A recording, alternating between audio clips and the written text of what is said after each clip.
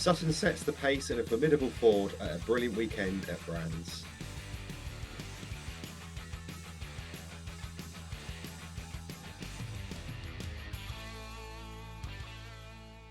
Hello and welcome back to the British Touring Car Podcast, and we'll be looking back at the Brands Hatch Indy weekend and giving you a full weekend review of obviously qualifying and all of the races. Did you enjoy the races this weekend? I did, yeah, it was good. We were on the sofa for the first time this season. Did enjoy watching the races from the comfort of our own home. I have inherited your cold, so thank you. Thank Sorry you for about that. Late. And you had a nice little nap on Sunday afternoon as well, didn't you? Unscheduled nap, but yeah, I did fall asleep during the F4s. Nothing against the F4s. I'm unwell. Yeah. You have passed on your illness. A late birthday present to me. Thank you so much indeed. Don't say I don't ever give you anything. Happy days. But I'm here. I've fought through. We're on Sudafed and we're on coffee, and we are here today, as you say, to discuss the Brands Hatch weekend. It was good. It was good. It was controversial. Very.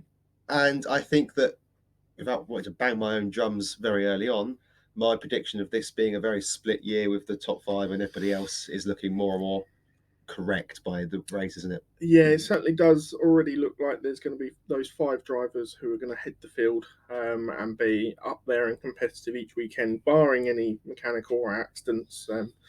Yeah, it's looking rather ominous. It is. Part of me just thinks it's part of the part and parcel of cream of the crop rises to the top. I think I've said on multiple occasions you could give Sutton a horse and chariot and he'd drag it to a race win in a touring car season. He's just that good at extracting everything out of a car. And Ingram, Hill, Turkington, Camish are all top-class drivers. I think something else that you also noted over the weekend, and I know you're not a big fan of the new hybrid setup for this year, but does that come across? It does sometimes, yes. Is that if we had success ballast, you wouldn't be seeing the same sort of results that we're getting this year. Agree. I did see a very compelling argument on social media was that the hybrid is actually there to make the better drivers better rather than to rein them in. And actually, if that is the case, and if hybrid is working, and that's a very big if in my mind, but for the sake of this argument, we'll say it is working. I think you are seeing the better drivers take another step up. But for me, I still don't think the hybrid's working. Yeah, probably the best example of that was qualifying on Saturday as well, which I think we should get straight into. Camish had the lowest amount of hybrid available going into qualifying because he was top in the championship. However, he still managed to come out on top in qualifying.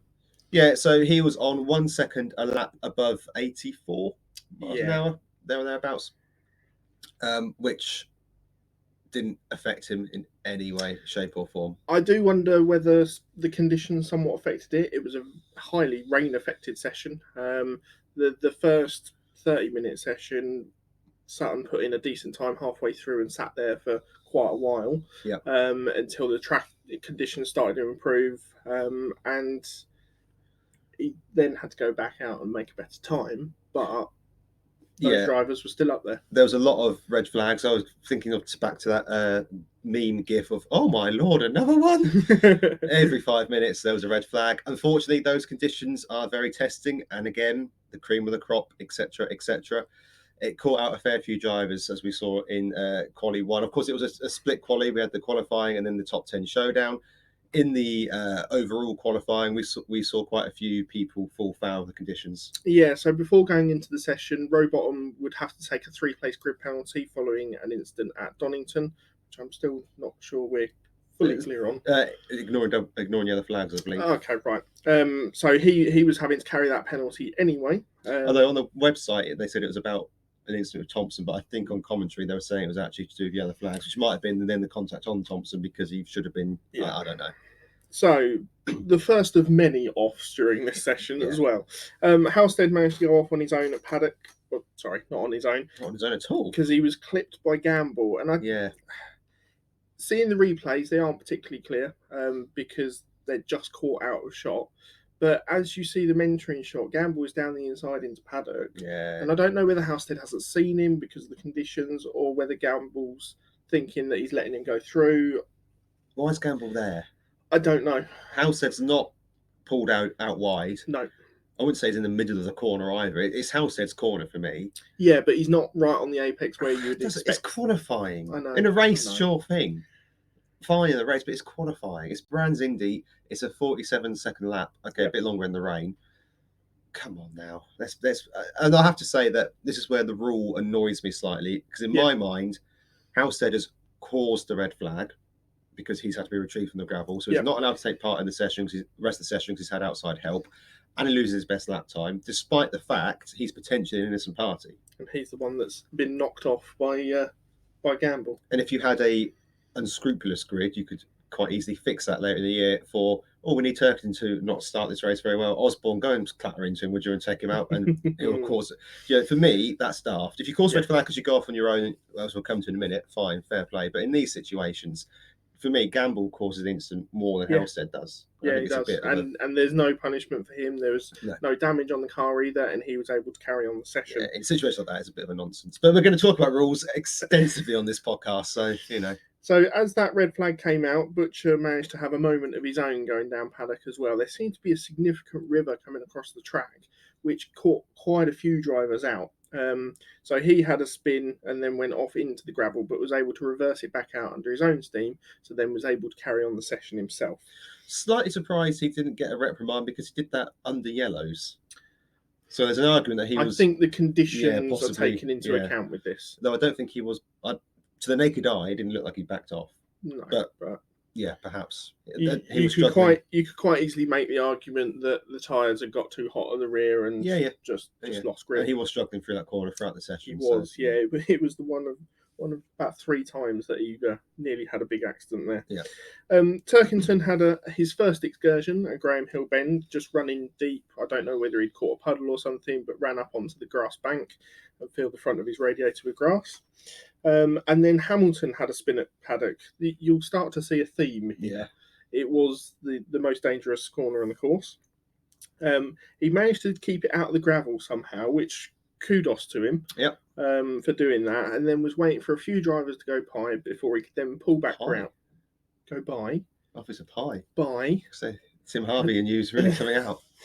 And was waiting to rejoin the track, and then Morgan, so unfortunately, did exactly the same that Butcher did, lost the back end, and the car started pirouetting round.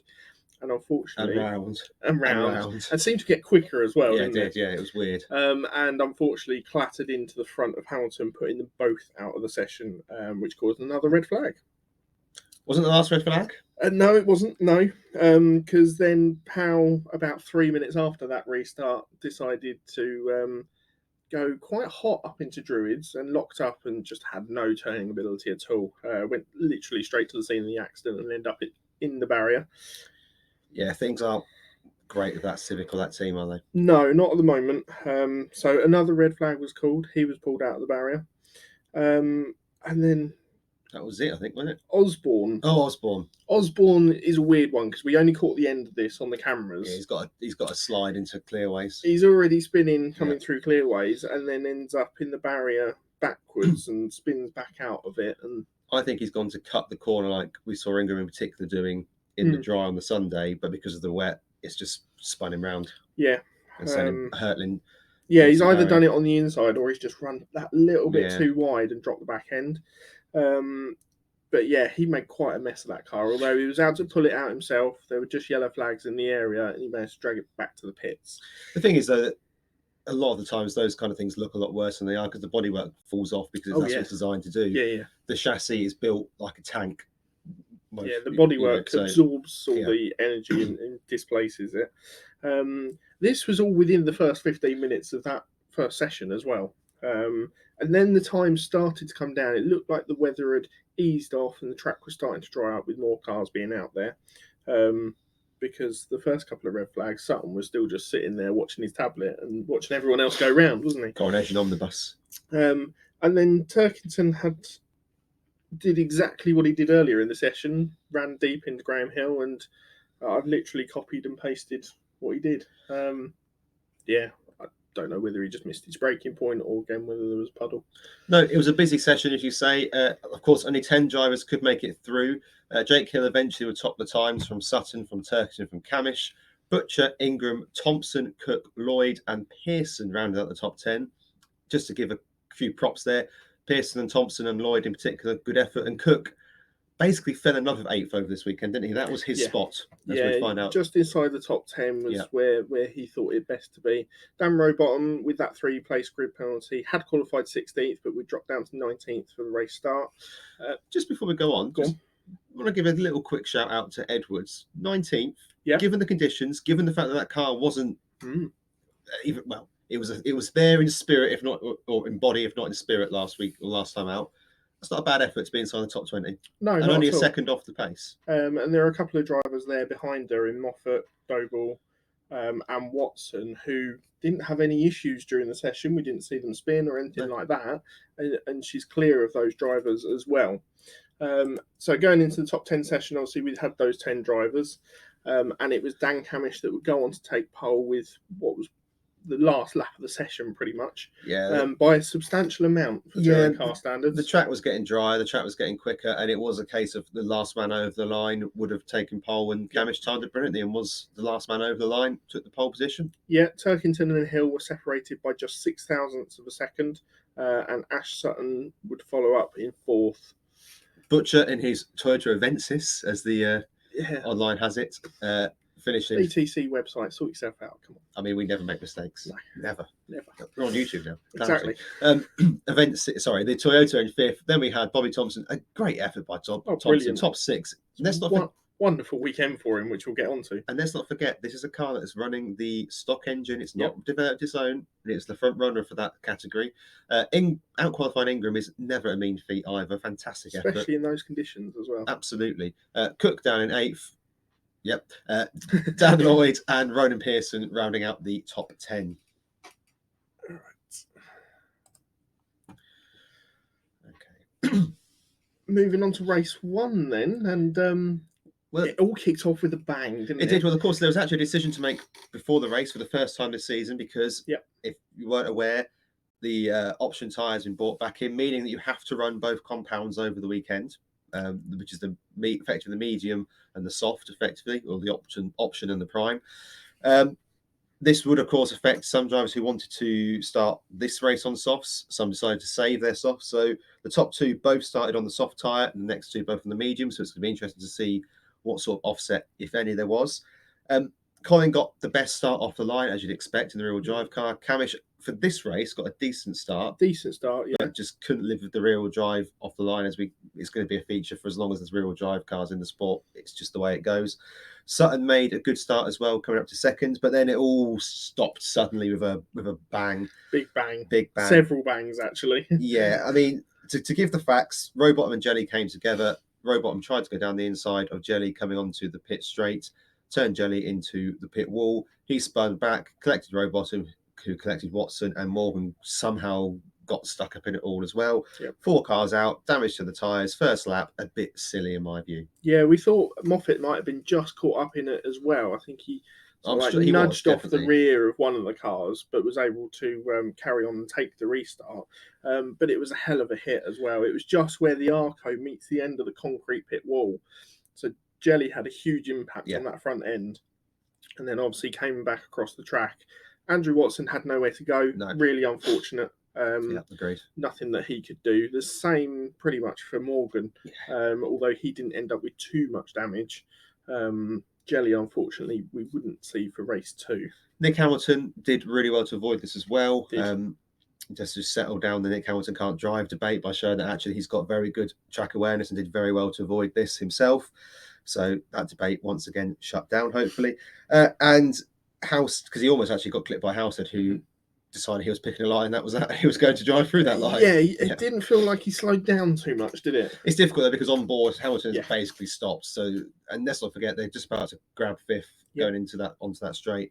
You're looking around the 100-mile-an-hour mark. It's going to look quick, to be fair. For me, and I think the stewards also agreed, Rowbottom is the cause of this.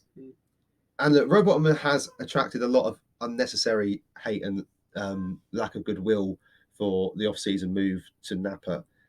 What I would say is that he's not helped himself this weekend with some poor on-track decisions. And actually, I found his interview afterwards bizarre. It was quite David Brent, in my view.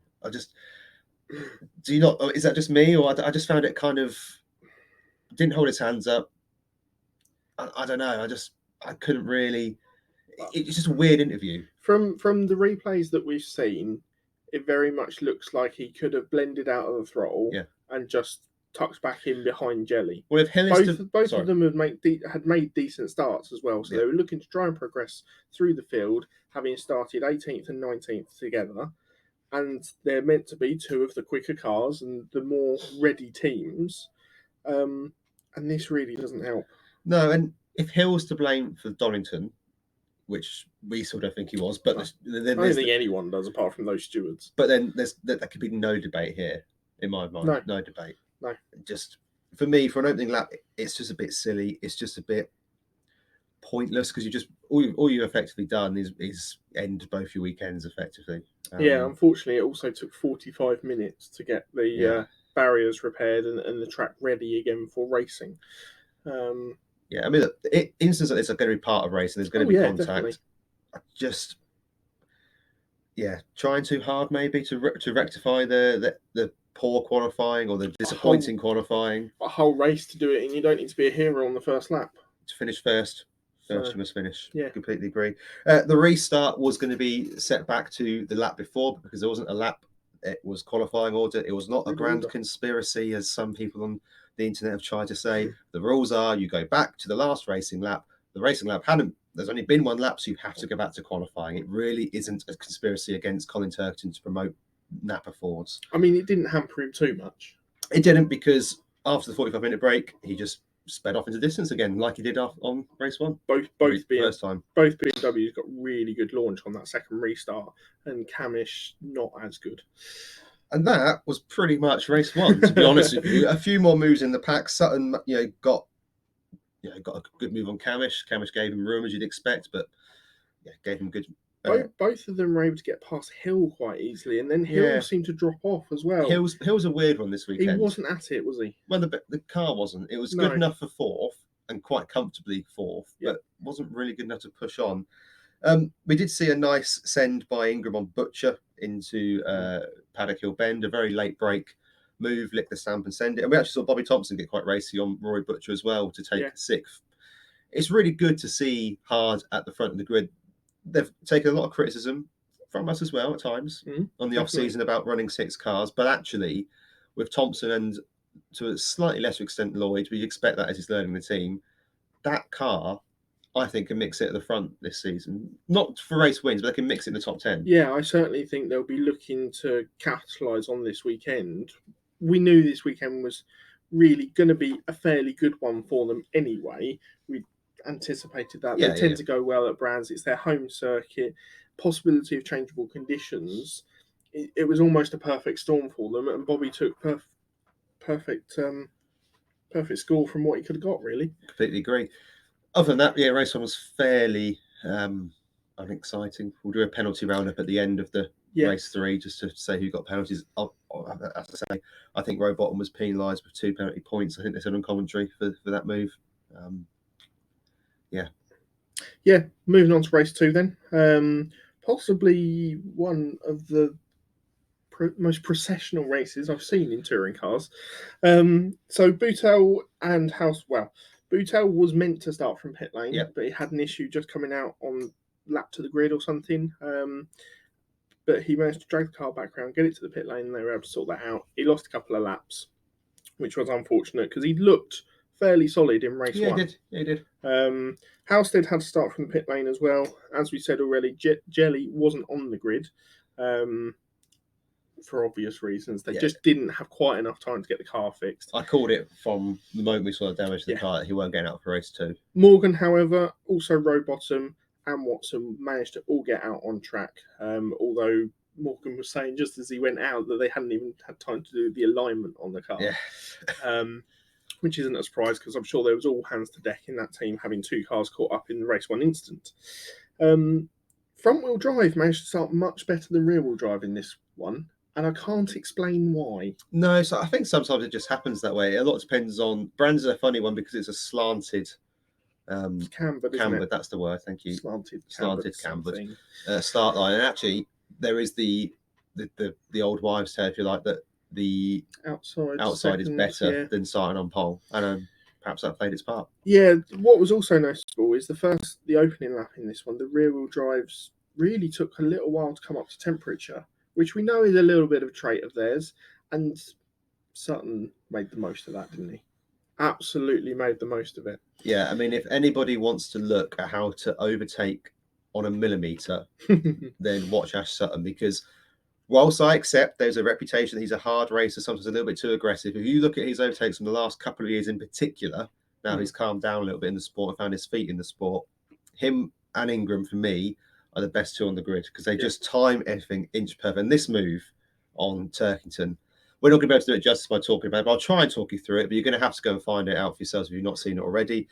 Feints to the outside going down Paddock Hill Bend, which moves Colin across the track just enough for Sutton to then sweep up the inside on the curb and take him into Druids effectively. It's just a stunning move because it happens so quickly. Yeah. It's such a quick piece of thinking and driving from Sutton. Doesn't touch the car as far as I can see. No. And just absolutely on a sixpence down the inside. It's sublime. And him and Ingram were the class of the field in this second race. Once those two got past the BMWs and Camish, they shot off into the distance. And actually, by the end of the race, they were over 2.5 seconds clear of everyone else. It's worth saying that Ingram pulled off a similarly nice move on Hill going up to Druids as well. And Turkington did well not to get hung completely out wide. And then Ingram with a very aggressive move at clearways.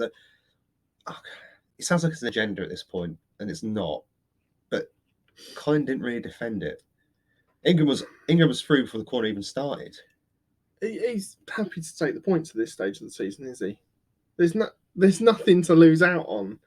If you're coming third, it's fine. You're still banking the points. Yeah, I get that. And you just got to make sure that you don't fall too far back. And having taken the win in race one, it's percentages. I think your logic is impeccable. I don't disagree. But what I will say on the flip side is that this season, I think 80% or higher of the races and podiums are going to be taken by that top five. I think this year more than ever, every single place will count. Okay. And the difference in points, whilst normally I'd agree with you isn't that much, I think this season it could be massive. Well, we will find out as it gets down to that crunch time towards the end of the season. But you can look at 6 races in, 4 of them have been won by Ford. Yeah. Ford have been on the podium at every single race so far. Yeah. The other two on the podium have been a BMW. The other podiums had a BMW and a Hyundai on it. Mm-hmm. The other 2 race wins have come from a BMW and a Hyundai. Yeah. We know those are the 3 cars to beat. So that's what my point is, that 80% of the top 3 places are going to be taken by those 5 drivers, I imagine. So, I don't know. This early in the season, maybe that's it. This early in the season, okay, fair point. But if we're talking about this at round 7, I think you'd be a lot more critical. Yeah, quite possibly. But we know that Turkington's that kind of driver. He doesn't want to get himself into trouble, and his best way around that is to, we'll let him have the position there. I've already taken the win. I built up my points on Ingram in that first race. Yeah, but I'd argue I think that's more his thinking. I'd say that's fine in the Jason Plater era where he will chuck away a second for a shot of win. Yeah. I don't think Ingram's like that. No. I don't. Mind you, Sutton is like that as we'll come to. So maybe you're right.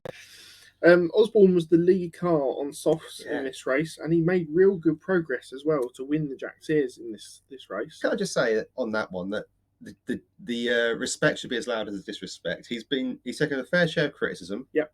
This race, actually this season, he looks a lot more comfortable in the car. He does. Some really good racecraft in this weekend, particularly in this race. Yes, you can say he's on the soft tyre. He's still got to drive the car. He's still got to make the moves. And he won't be used to racing with people like Cook, Butcher, etc. He pulled a fantastic move on Cook. Yes, he did.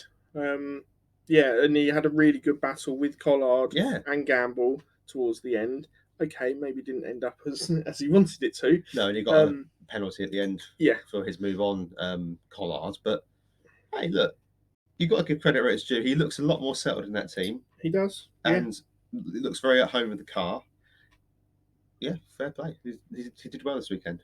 Jade unfortunately had a 5-second penalty added to her race time for a grid position issue. I assume that's just being too far over the white line. Something that we don't see too much nowadays. Certainly not picked up on camera as much. No, but the stewards are very. And I good also picking it up. noticed, I think that Camish in the first race gave a lot of space away. Yeah. Making sure that he didn't fall foul of it. But yeah, so Sutton took the win fairly easily from Ingram in this one. Managed, wasn't it? Well managed. Yeah, there was a second between them at the end, and as you say, Osborne and Collard all had a little bit of a coming together with Cook and Gamble at the end. Cook benefited the most, with Collard actually losing 3 spots, although, as you say, he was given that spot back, or one of those spots back, with that Osborne penalty. Yeah, so round up of the top 15 places. Sutton from Ingram from Turkton, who's in a race of his own. Hill, again, just wasn't quite on the pace to challenge, was he, this weekend? Dan Cam banking the points down in 5th. Rory Butcher, 6th. Josh Cook moved up a place to 7th. Gamble, 8th. Collard, 9th. Osborne round out the top 10. Bobby Thompson, who went backwards in this race, unfortunately, to 11th. Chilton, Pearson, Lloyd, and Rowbottom rounding out your top 15. Adam Morgan got from the back of the grid to 16th, which was a decent effort, if a little bit disappointing not to get points. Yeah, especially as there were only 2 drivers, I think, in this one that didn't finish. Obviously Jelly didn't start, and then Taylor Smith had to come into the pits on lap 19. Yeah, but he had intermittent engine problems this weekend. That slows you down. It will do, yes, generally speaking.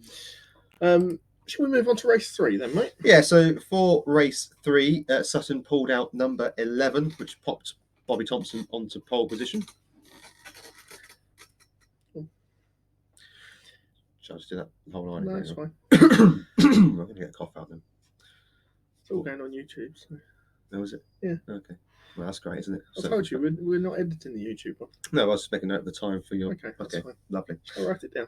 You might as well. Right, thanks, YouTube.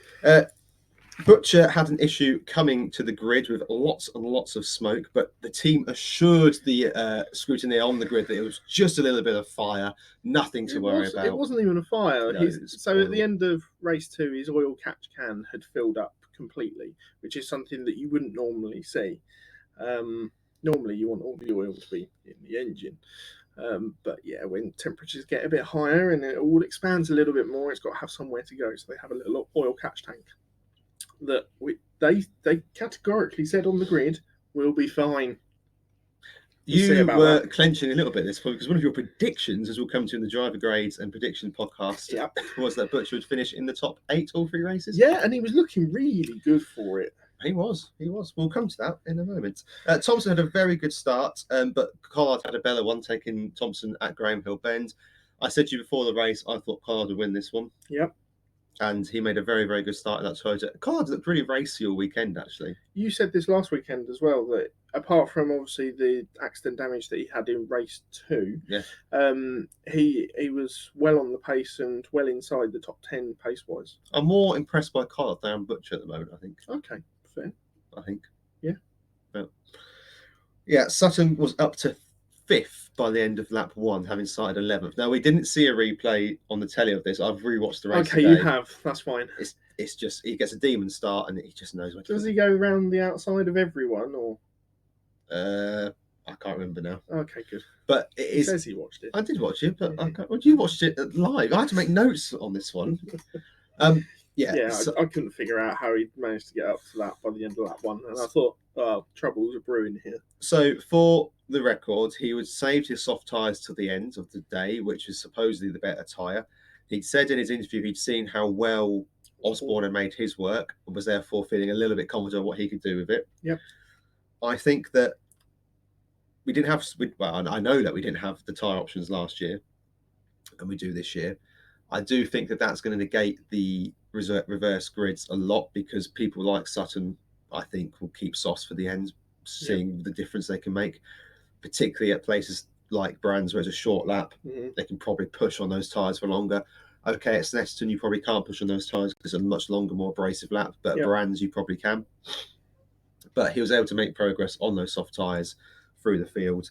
I've written down expletive Ash, just how quick he was. He'd set the fastest lap by lap 2, I think. It was like watching Sutton in the Infinity, and those classic charges he would make from farther down the field. He was on fast forward. Yeah, he was. Basically. I've worked it out. His hybrid was working. Nobody else's was working. I don't know, because Do you- he had no hybrid, because he'd won the race, and he had no hybrid to use, and he made a mockery of it because it doesn't make a difference. Done? Yeah. Good. Do you think then that the option tyre is going to make a bigger difference throughout Yes. the season? More so than the hybrid, yeah. Obviously, the only track that we don't use it at will be Thruxton, Yeah. because they have their own specialist hard tyre, Yeah. because of the excess pressures and Yeah. issues they've had there before. But yeah, do you think this could be maybe going into the final round, if it hasn't been won already? It won't have been won by the final round. Do you think it's going to have a big bearing on it as well? Yeah, because there's a little bit of tactics, but again, this comes to the best drivers will know what to do, Yep. and will know when to use them. And yeah, I just think that it's going to play even more into my theory that it'll be 80% will be won by, or more will be won by the top five, because Sutton shouldn't be able to start 11th and win the race by. We're going to come to how he won the race, but he shouldn't be up to second position that easily. Yeah. From 11th on the grid. No, but no, it always depends on what the other drivers are doing. And, it does, but what I would say is on the days of success ballast, generally you Sutton could do it because the Affinity found a way to run success ballast fantastically, but generally speaking, you wouldn't be able to do that. Obviously, last season we saw quite a few double winners. So yeah, drivers winning the first race of the round and then the second race as well, having started from pole position. Do you think that's something we're going to see more this year, or less now the option tyre's back?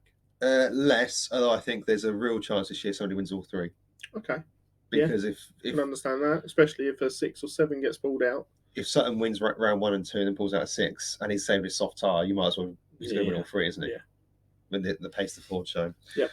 Watson had to retire with a problem. Not a great weekend for him. The highs and lows of motorsport, I'm afraid, Andrew. One week you're the cock of the walk, the next you're a feather duster. Deary me, you've been waiting to say that one, haven't you? I have, absolutely. Cook then ran Osborne wide at the end of Graham Hill. A little bit of a naughty move from Cook for me. It's on the edge of being fine. If you're going to stick yourself there, Osborne, you've got to run. Yeah. You run that risk. However, on those opening laps, there's not really anywhere else Osborne can go. He's not like he can blend out and come back across the track. I don't know. I think it's on the edge of being fine. It's hard racing. But you put yourself in a dangerous position, you're going to get shoved out and shuffled down the order consequently. Up front, Sutton had gone second, and I wrote down here, win, question mark. Yeah. I said to you, actually, as he was going through, Sutton wins this. I think by the end of lap 1, I realised that Sutton he was going to have so much pace, and the car had so much pace all weekend. Yeah. We saw Hill with a very good late move on Cook. Again, I think we discussed that Hill. Good dive, but slightly disappointed with his lack of pace. The car didn't seem quite at it. No, it didn't seem quite set up right. We had a nice little battle between Butcher and Gamble. Nice to see the teams being allowed to race, which is always good to see. Yeah, chopping and changing positions between the both of them, with Butcher coming out on top at that point. Yes, but it was a good little battle to see. Jelly then ran into further problems. He was crabbing. We didn't ever get to see why. I'm assuming there was contact. I assume he must have hit a wall, possibly. We didn't see how the car was driving as it had come back out the pits for the start of race 3. But it looked like he was recovering from an incident, maybe of his own making, maybe of someone else's helping. But the car certainly wasn't straight. No, it was one of those disaster weekends for Jelly, wasn't it? He's got these in him. Unfortunately, I think I called it you did as well. You did. And I do apologise if you listen. To be fair to Jelly, I would say that it's not his fault this weekend. No. Other than to say, if you qualify down in that area, you always run the risk. But to be fair, don't think he takes much, if any, blame for race 1. Can't get him out for race 2. But you don't know what happens in race 3. Yeah. Butcher then had to pull off with a retirement, which looked to be related to the oil. Lots of smoke. Lots of smoke. I would imagine it was a similar problem to what it had on the way to the grid. I wonder, looking at the colour of the smoke as well, because you can normally tell a decent amount about it, I wonder whether an oil line had come off on the turbo. Yeah, possibly. Because it gone big time, but only on one side. Normally, if you have a whole engine go, it will come pluming out the back. But yeah, he scratched my hopes. Yeah, he sort of absolutely Up to that dashed. point, yeah, you were feeling quite good about life, weren't you? I was, But and I thought, oh, it's going to be a brilliant weekend. I've called a couple of these things, yeah, and I'll be back in with the predictions. shame. Shame. Oh well, life goes on. Yep. Hill will then perform a quite magnificent spin. Originally, people, including ourselves, wondered whether oil had been dropped on the circuit. It hadn't. A tyre had let go in a big way, unfortunately for Hill. That's interesting because obviously he was running the soft tyre. I think he might have caught a little bit of debris because Quite we saw possibly. no other real issues. Or nicked a curb. Or nicked a curb, yeah. We saw no other real puncture issues across the weekend. I think the only other person that had a tyre issue was Jade, but I think that may or may not have been following contact. Yeah. So yeah, it was weird. It was loaded up as well coming down paddock. Yeah, so yeah. I think that just any cut is going to go. Right, let's then get to the controversy, shall we? Because this has We've has got been a good controversial. 15 minutes that we can do on this. Yeah, exactly. So, okay, Collard leading the race, holding Sutton back really well. Yeah, with the pace that Sutton had come up behind him and the way he had charged through, we thought, okay, it's a foregone conclusion. He's going to get Collard at some point. Yeah.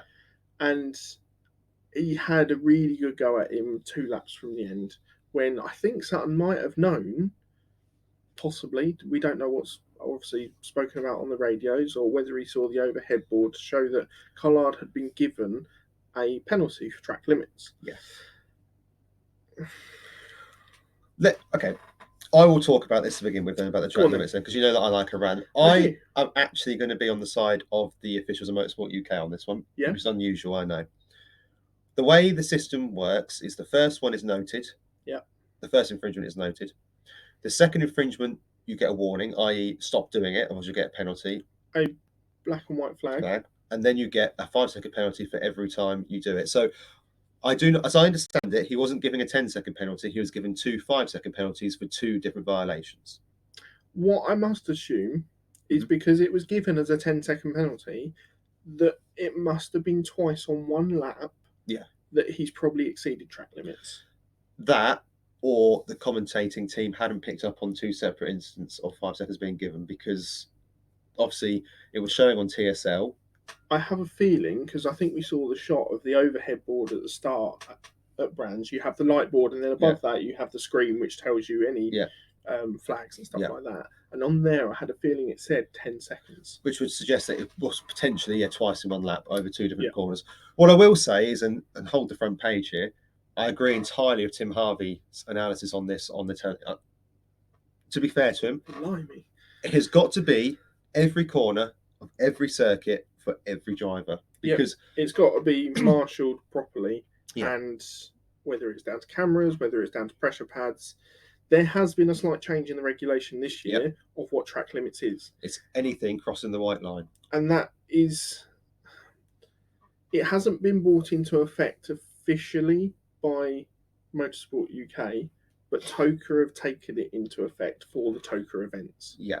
The thing is, everybody will know the rules. And this is basically what Ingram and Sutton both said afterwards, that everybody will understand and know what the rules are. He would have got warnings. The team should have, assuming they have, but if they haven't, they should have communicated those to him and told him to back off. Yep. Collard is ultimately responsible for where his car is on the track. I think the penalty seems harsh because of the context. That's the only. If this is in 9th and 10th, nobody bats an eyelid.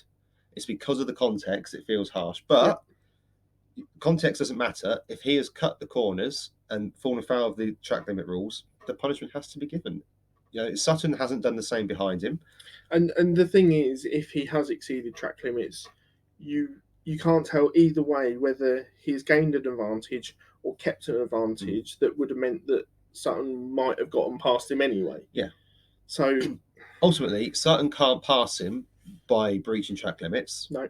So it stands to reason you can't keep a guy behind you by breaching track limits. It's harsh in the sense that it cost him his first touring car win. I think it's now his 3rd podium he's lost over the penalties post-race. I've seen other people suggest, is another penalty the right way? I don't think so. I've seen grid drop speeds discussed on social media. I think for somebody like Collard, you take the reward for the risk, because you're going to know that you're not going to be at the front week in, week out. So actually, for the sake of a win, yeah, we'll start 3 places down next time out. That's fine by me. Yeah. Do you know what I mean? Yeah, there's no There's no- relation in no. penalty for having a grid drop for the next No. round or next race No. compared to then taking the win in that one. And actually, if you're something like Ash Sutton and it's coming to the crunch time of the season, it's race 1, you might well take a play. You know, okay, I'll start 4th. I'll back myself on 4th. Yeah. In race 2. Yeah. So, yeah, a grid drop for me can't work for that reason. The only way to deal with it, the only other way to deal with it is drive-through penalty, which is way too harsh. Exclusion, which is way too harsh. So the only other way to deal with it is, or disqualification, which is way too harsh, is with penalties. And they know the rules, Sam. They know the rules. They do. And if it had stayed to just 1 5-second penalty, he'd have still been on the podium. Yep. I think. And I think it's because he's dropped all the way down to 8th, and it's 2 separate events. Yeah. That have compounded it and made it look a lot worse. So we have put a poll up on our social media, Yes, and at time of recording, the Instagram poll came back at 60-40 in favour of it being the correct decision. Yep. And our Facebook poll, just bear with me one. It's almost the same. Yeah, pretty much the same. So is 63-27. 37. Yeah. Mathematics, you're right. Thank you. Yeah, so it's pretty much a 60-40 split, and people generally on the side of it being the right decision. Yes, there will be people out there sentimentally going, they're a Collard supporter or they're a Toyota supporter. They're going, oh no, I don't agree with this and stuff like that. But across the general crowd, and I'd like to think most people have that support touring cars are fair. Yes, they have the drivers that they support, but if none of those 2 drivers are involved, they'll give a fair appraisal. Yeah. As I say, it feels harsh because of the context, and I feel really sorry for Ricky Collas. I do partly just think, what does this guy have to do to get a podium or catch a break? Yeah. But I will go back to my previous comment. He is the only person responsible for where his car is on the track. He knows what the rules are. It's harsh because of the context. If this is for 5th and 6th, you don't bat an eyelid. Yeah. And actually, just before we move on from this, there is no conspiracy that is being fixed. Come on, we're better than that. It's not a case that... Yeah, it wasn't a BMW. Sorry. But all jokes aside, we're better than that. There's no conspiracy in place at all. And if Sutton had done track limits, he'd have been given penalties. Drivers up and down the grid, including the best, have been given penalties over these. I think Sutton's been given track... I mean, how many times has he lost in qualifying for track limit violations? You know, it is... The question and the problem for me is going to be consistency. And when we go to non-MSV tracks where there's not the pressure pads, where there's not necessarily the cameras, are we going to see the same consistency upheld? That's my worry. That's my question. We're only going to find out. We've only been to MSV tracks so far, and that's going to be the case next time out as well. Yeah. But it's got to be policed properly, and it's got to be policed consistently. That I do agree with. And I would be amazed if Collard was the only driver in this race who was guilty of track violations and the others just didn't get picked up. My final point is that these top drivers, you've got your Turkington, Sutton, Ingram, all champions, know how to drive to the absolute limit and where the limit of the track is and what they can get away with. And that's why they are champions, and that's why they are considered the best drivers on the grid. Collard's had a season and a bit in the sport and maybe needs to learn where those limits are. I think... And unfortunately, you're going to get hit with a penalty sometimes. I think also Collard is raised on the old school with his dad, which is completely understandable. But I think that school has changed for better or for worse. That era of touring cars is gone. Yep. We know that push to pass is now completely cracked down upon, sometimes too harshly, in my opinion, but it's completely cracked down upon. You cannot do anything that represents push to pass anymore. Contact is punished much more often these days. Whether that's good for the sport, you can debate until the cows come home. But yeah, Collard, who's come through the school of hard knocks, as it were, has perhaps just got to adapt to this new, potentially over-officiated in some ways, but certainly this new era of touring cars, which relies heavily on technology and enforcement of the rules to make it as fair as possible. And look, rules are there to stop people from, yeeting people into the shadow realm to get a place. It can't be right that you can just push another driver off the track to get a win, a la Matt Neal. Right then, we'll round up the results from race 3. Sutton would go on to take the win with fastest lap as well, I believe. This was his biggest points haul of his career this weekend. That doesn't surprise me. No. He was very good this weekend. Just, sorry, before you carry on, what did you make of him and his move on Collard? For me, it was just foolhardy, personally. I don't know what he was doing. He should have surely have got the message. As I said to you at the time, he wanted to lead a lap to get that extra point. Yeah, which possibly. He did. Yeah. He led across the line, got that extra point, and I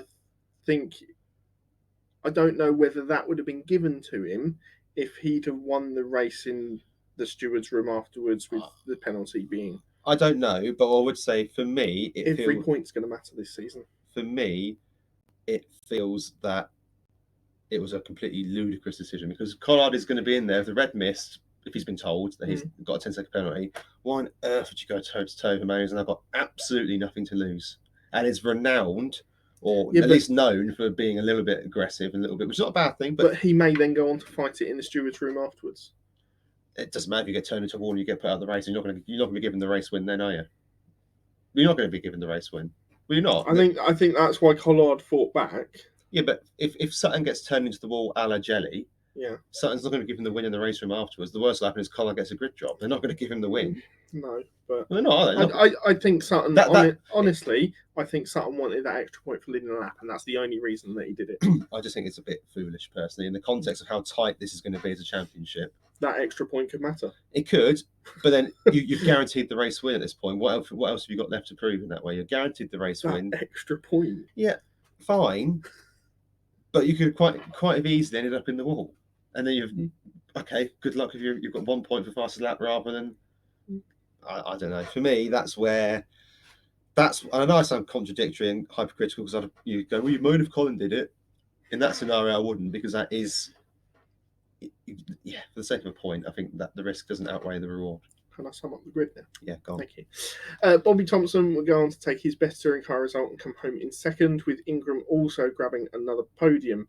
Dan Camish was in fourth, followed by Turkington, Morgan, Chilton, Collard demoted down to 8th, Rowbottom in 9th, with Josh Cook in 10th, Dan Lloyd in 11th, Aidan Moffat getting points in 12th, followed by Ronan Pearson and Sam Osborne and Dexter Patterson. Points for Patters. Just before we move on that point, Morgan, good recovery drive in that race. Chilton looks like a new man in that car this year. Impressed by him a lot. Moffat just pretty well in the end to be only 2 places behind Cook. I think that car's an absolute dog, personally. Especially with how you were slating him this weekend. It's just been disappointing, hasn't it? The whole car has been disappointing, himself included, in that way. It's just not been, for my opinion, particularly great. Right, should we do the awards then before we bail out of this podcast? Yeah, I think we're pretty set. Driver of the day has to be Ashley Sutton, doesn't it? All day long. Almost. He's back in the championship hunt. Almost a flawless performance, and was especially needed after the rough weekend that he had at Donington. Completely agree. I think we're unanimous on the villain as well. It's Rowbottom. The car is way better than what he got out this weekend, as proven by his other 3 drivers. Yeah, I mean, qualifying down in 16th, which turned to 19th, and then causing the incident in race 1, being put out of that race, having to start the next race from the back, it almost snowballed into badness this weekend, didn't it? Yeah, absolutely. My surprise good was Sam Osborne this weekend. Look, as I say, he's taken a fair share of criticism, and actually... This weekend, he raced really nicely. Showed some good racecraft, some good overtakes. Yep. Good pace. Won the Jack Sears. Tick, tick, tick, tick. Yeah, for me, it has to be Bobby. I knew the Coopers were going to do fairly well this weekend, but not that well. I just didn't realise how well. I agree with you. And what's really encouraging is it's not just Bobby. Lloyd is also there or thereabouts in a car that he's not driven before. Yeah, he's come in and started well. I'll give you that. Kudos to Bobby. My surprise bad is slightly harsh, maybe, but his Hill just wasn't at the races in this. Yeah, scored good points until race 3. That's a bit unlucky with the puncture, but wasn't with the leading pack. Wasn't really ever challenging for a podium. Just didn't seem to have the pace of Turkington, but and then of the 2 of the Fords or the Hyundais. I'm actually going to change mine because I've only just realised how well Morgan had fought back through the field. Yeah, okay, fair enough. I'm going to change mine to Moffat. Yeah. Are you surprised at this point, though? I thought he would be closer to Cook. Yeah. So, obviously, last season was a difficult season for Moffat in the Infinity. season before he had Sutton alongside him, and we thought we saw some glimpses That's good results. of what would be good results, and maybe he could kick on from that. He's not new to the championship. He's fairly much a stalwart of the championship now. Yeah, that's great. Yeah. And I'm expecting more, especially in a car that took race wins last season. Yeah. Where's the performance? Although I would say, where's the performance period? Because Cook is also not doing particularly great. No, he had a bang average weekend this weekend. Absolutely. So yeah, it's a tricky one. Before we go, a quick roundup of the penalties for the weekend. In race 1, Rowbottom was officially reprimanded for an incident involving Stephen Jelly. In race 2, Sam Osborne received a 0.5 second penalty for obtaining an unfair advantage, whether inadvertently or not, from an incident with Ricky Collard. So that's where he tapped him at wide clearways. The places got reversed back. Pretty much.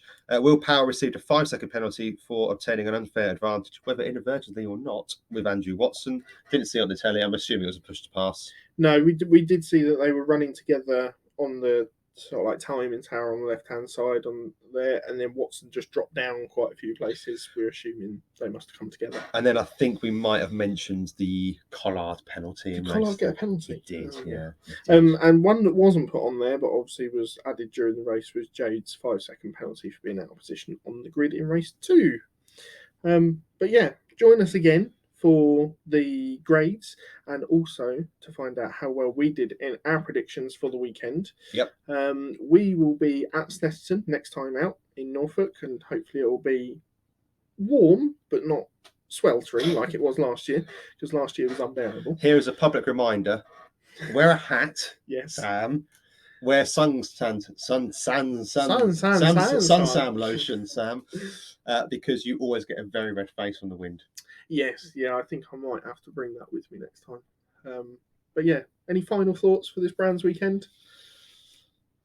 Be nice to each other, everybody. It's got a bit toxic on social media over the last couple of rounds. Come on, we're better than this. Nothing can change on there now. The results are done.